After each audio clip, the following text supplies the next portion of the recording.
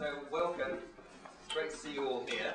Obviously, we know that the financial crisis is leading to an economic crisis which will have the worst impacts, as always, on the poor and marginalised, and we know that that's obviously what we're concerned about here. But we also know that it's a crisis for the existing economic paradigm and a crisis for existing institutions of the global financial architecture.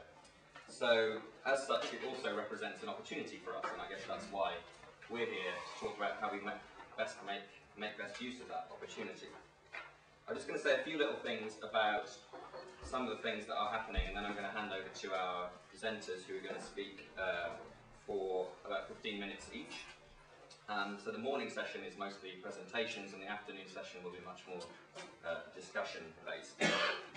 So, as many of you know, the crisis has led to calls for fundamental redesign of the global financial architecture, a Bretton Woods 2 conference.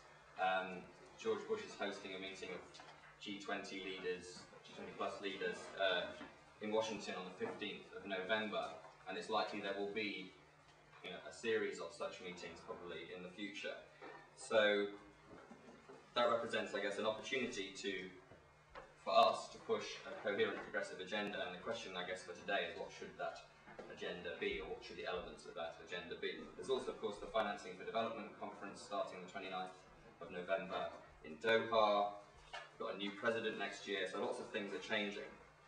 But I think it's also probably, as much as an opportunity, it's also a threat. We may not get any improvement out of this redesigning of global financial architecture. So if we want to get things that are progressive for poverty reduction, for environmental sustainability, for human rights, then we need to be organised and we need to have a clear message, and that's why we're here today. In terms of what's actually happening to coordinate civil society globally, I think you've probably seen there's a statement that's been released tomorrow, which focuses on the Bretton Woods 2 conference, or the redesign of the Global Summit to redesign financial architecture.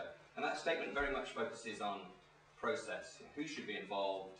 How can we make it more democratic, open, and transparent?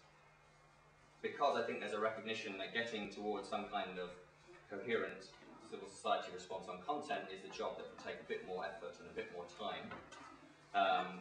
And hopefully this seminar will be input into that process.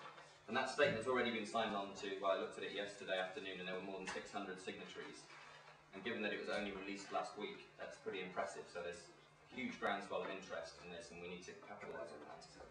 So, as I've said a couple of times, today we're going to try and focus on the content. If we are going to get some fundamental redesign of many of the institutions of financial architecture, or a redesign of the way that the finance system works, what do we want to get out of that? And that's what I hope by the end of today we'll have a bit more clarity on some of the issues anyway that we want to put in that package.